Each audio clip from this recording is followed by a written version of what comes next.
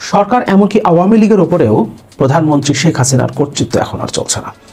স্বয়ং প্রধানমন্ত্রীর নামে সরকারি দলের সাধারণ সম্পাদক ওবায়দুল কাদের দফায় দফায় নির্দেশনা দিয়েছেন যাতে এমপি মন্ত্রীদের সরকারি দলের এমপি মন্ত্রীদের আত্মীয় স্বজনেরা উপজেলা নির্বাচন থেকে নিজেদেরকে উইথড্র করে, কিন্তু কোথাও কেউ সেটা মানছে না। একটা দুটো কেস ছাড়া কেউ এই নির্দেশনার তোয়াক্কা করেনি। আমরা প্রথম দফা নির্বাচনের পরে দ্বিতীয় দফাতেও দেখলাম সরকারি দলের এমপিরা এবং মন্ত্রীরা, প্রতিমন্ত্রীরা তাদের আত্মীয় স্বজন, তাদের ভাই, তাদের সন্তানদের দিয়ে উপজেলা নির্বাচন করাচ্ছে, যদিও তাদের উপরে সরাসরি প্রধানমন্ত্রীর নির্দেশনা দেওয়া হয়েছে, কিন্তু তারা কেউ মানছে না, কেউ মানার প্রয়োজন মনে করছে না। কারণ তারা নিজেরাও জানে তারা যে কিভাবে ক্ষমতা এসছে এবং যিনি সরকার প্রধান তিনিও যে অবৈধভাবে জোর করে ক্ষমতায় বসে আছেন সেটা তারা নিজেরা নিশ্চয়ই খুব ভালোভাবে জানেন।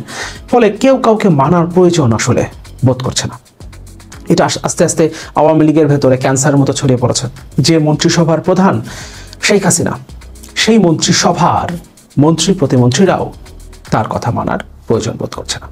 একই সাথে অর্থনীতিতে ভয়াবহ একটা পরিস্থিতি তৈরি হয়েছে।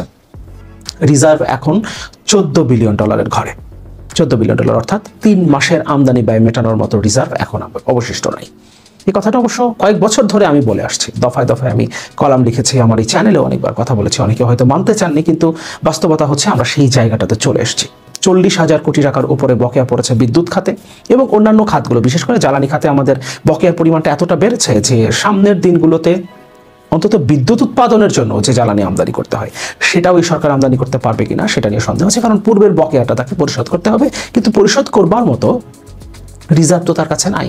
সুতরাং শুধু পরিশোধ করতে না পারে, নতুন করে এলসি খুলে তারপর আবার তাকে জ্বালানি তেল কিংবা গ্যাস যেগুলো প্রয়োজন আছে বিদ্যুৎ উৎপাদনের জন্য সেগুলো আমদানি করা তার জন্য সম্ভব হবে না সামনের দিনগুলোতে। সেই পরিস্থিতি দেখা যাচ্ছে। এবং বাংলাদেশ ব্যাংকের অভ্যন্তরে কিছু একটা তো ঘটেছে, যে কারণে সাংবাদিকদের 1 মাস ধরে প্রবেশ করতে দেওয়া হচ্ছে না এবং পরবর্তীতে তো নির্দেশনাই জারি করা হয়েছে একরকম অলিখিতভাবে।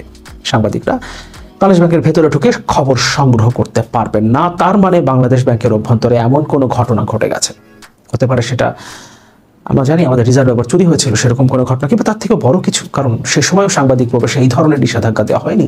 তার মানে এবার কি পরিস্থিতি আরো ভয়াবহ কিছু হতে পারে। এর বাইরেও আরো বেশ কিছু চাপ আছে। বাংলাদেশের নির্বাচন যেটা হলো 7 জানুয়ারির যে সার্কাসটা, এরপরে আমি আমার ভিডিওগুলোতে দফায় দফায় বলেছি, যারা আমার ভিডিও নিয়মিত দেখেন তারা জানেন, অনেকে হয়তো মন্তব্য করেছেন যে এরকম কিছু ঘটার সম্ভাবনা নেই, কিন্তু আমি তারপরেও দফায় দফায় কথাটা বলেছি। মার্কিন যুক্তরাষ্ট্র নির্বাচনের আগে যে পজিশনে ছিল সেই পজিশনটা থেকে তারা সরে গেছে, এখানে কোনো ডাউট নাই। তারা সেই জায়গা থেকে সরে গেছে, তারা হঠাৎ করে নিশ্চুপ হয়ে গেছে এবং সেটাতে ভারতের একটা প্রভাব আছে।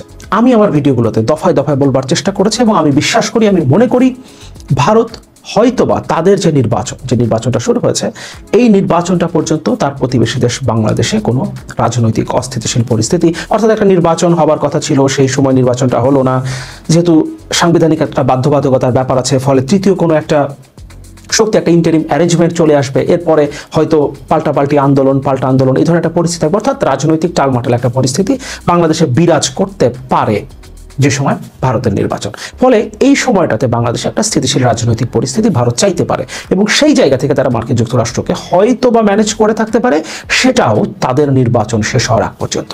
এই কথাটা আমি দফায় দফায় বলেছি এবং আমি এই কথাটাও বলেছি, আমরা সামনের দিনগুলোতে অর্থাৎ ভারতের নির্বাচনটা শেষ হবার আগেই, অর্থাৎ নির্বাচনটা যখন চলমান থাকবে তখন থেকে আমরা আস্তে আস্তে দেখব পরিস্থিতি ঘটতে শুরু করেছে। এবং নিশ্চয়ই আমরা খেয়াল করেছি মার্কিন যুক্তরাষ্ট্রের বার্ষিক মানবাধিকার রিপোর্টে বাংলাদেশ সম্পর্কে যেভাবে স্পষ্টভাবে বাংলাদেশটাকে একটা একনায়কতান্ত্রিক, অগণতান্ত্রিক, অবৈধভাবে থাকা সরকারের অধীনে থাকা একটা দেশ হিসেবে বর্ণনা করা হয়েছে, এতটা কঠিন ভাষায় বাংলাদেশ সম্পর্কে এবং এত ডিটেইল, বাংলাদেশে বিরোধী দলকে কিভাবে দমনপীড়ন করা হয়েছে, কিভাবে মামলা করা হয়েছে, তাদেরকে কিভাবে গুম খুন, বিচার বহির্ভূত হত্যাকাণ্ড, প্রত্যেকটা বিষয় এই রিপোর্টে উঠে এসেছে।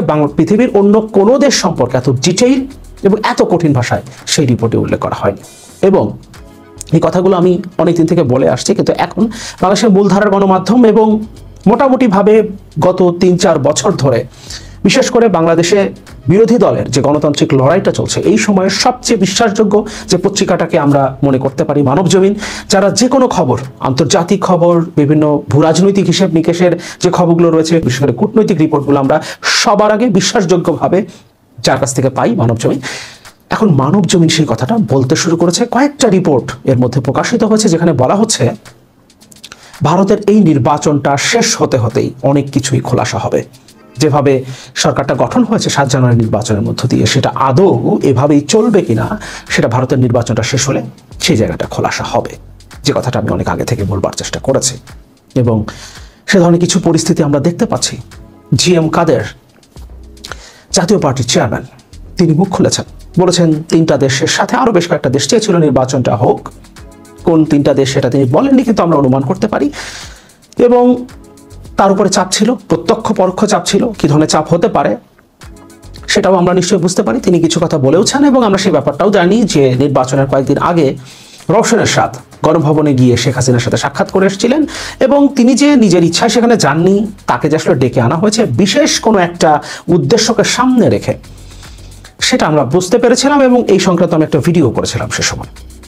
আমার এই চ্যানেলে আপনারা যদি দেখতে চান তাহলে দেখতে পারেন। নির্বাচনের ঠিক কয়েকদিন আগে যখন রওশন এরশাদ শেখ হাসিনার সাথে সাক্ষাৎ করে আসলেন, জিএম কাদের বলেছেন তিনি নির্বাচনে যেতে চাননি, কিন্তু প্রত্যক্ষ পরোক্ষ চাপের কারণে তাকে নির্বাচনে যেতে হয়েছে। কিন্তু এখন তিনি বিরোধী দলের কাছে এটা প্রমাণ করতে চাইছেন যে তার আসলে কিছু করবার ছিল না তার দলকে টেকানোর জন্য। এবং যেহেতু যে কোনোভাবেই তাকে নির্বাচনে যেতে হবে, জাতীয় পার্টি নির্বাচনে যেতই, তিনি যদি নাও যেতেন হয়তো বা রওশন এরশাদের নেতৃত্বে তার সাথে থাকা বড় একটা অংশ সেই নির্বাচনে অংশ নিত। কারণ জাতীয় পার্টি সম্পর্কে আমরা জানি, জাতীয় পার্টির মূল আদর্শই হচ্ছে ক্ষমতার সাথে থাকা। ফলে এই দলটাতে যারা আছেন তারা যদি জিএম কাদের নির্বাচন থেকে সরে যাওয়ার যে অবস্থানটা নিতে চেয়েছিলেন বলে তিনি বলেছেন, সেখানে যদি তিনি স্টিক করতেন তাহলে হয়তোবা অনেকেই তখন চলে যেত তার কাছ থেকে, এবং যে অংশটা এখন রওশন এরশাদের সাথে সেই অংশটার সাথে চলে যেত এবং হয়তোবা তারা নির্বাচনে অংশ নিত।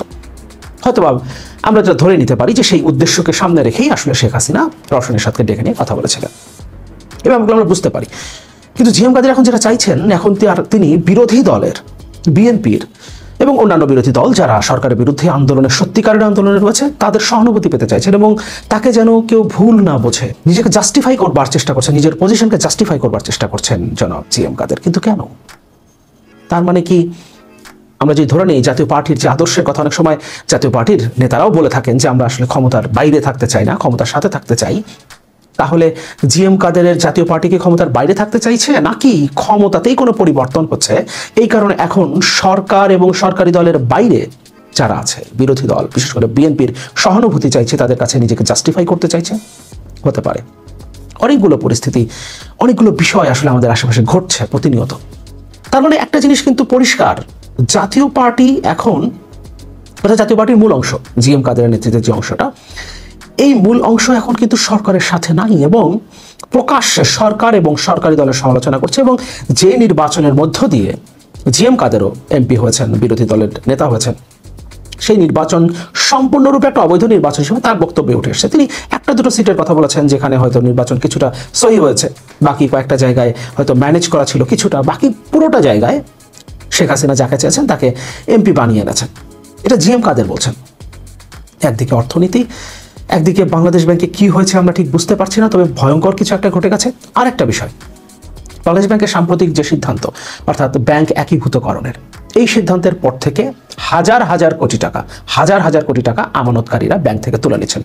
ন্যাশনাল ব্যাংক ইতিমধ্যে ডিসিশন নিয়েছে যে তারা একীভূতকরণের ভেতরে যাবে না, কারণ এর মধ্য দিয়ে তাদের আমানত তুলে নিচ্ছে আমানতকারীরা।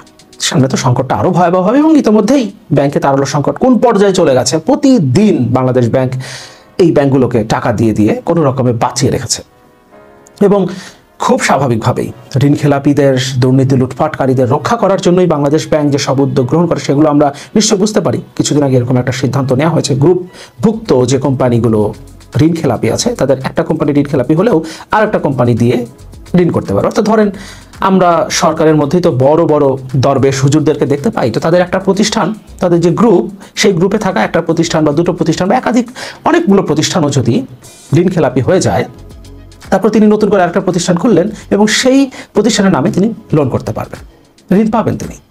এই প্রজ্ঞাপন জারি করেছে বাংলাদেশ ব্যাংক। তার মানে বাংলাদেশ ব্যাংকের ইন্টেনশন, বাংলাদেশে তো আসলে আলাদা করে কোনো প্রতিষ্ঠান কাজ করে না, সব তো আসলে সরকারের অধীনে এবং বলতে গেলে একজনের অধীনে।